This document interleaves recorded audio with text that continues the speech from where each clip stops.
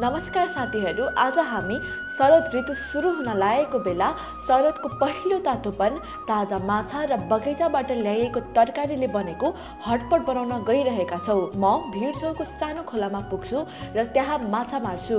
माछा मारिसकेपछि केही पर गएर टमाटर, फर्सीको फूल, साग टिप्छु अनि छेउको खोलामा लगेर त्यसलाई पखाल्छु।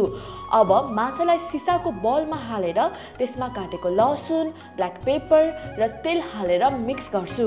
टमाटरलाई सानो सानो पिसमा काट्छु र सागहरू केलाउन थाल्छु। कन्तीमा तेल तताएपछि माछालाई म तार्न थाल्छु। अब तारेको माछालाई ग्रीन स्प्राउट्स भएको बोलमा राख्छु।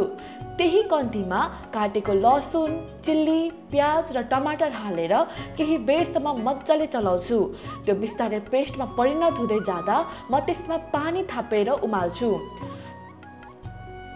पेस्ट उम्लिसकेपछि त्यो एउटा सुपमा परिणत हुन्छ अनि त्यसलाई म माछाको बोलमा खनाउँछु र फेरि उमाल्छु।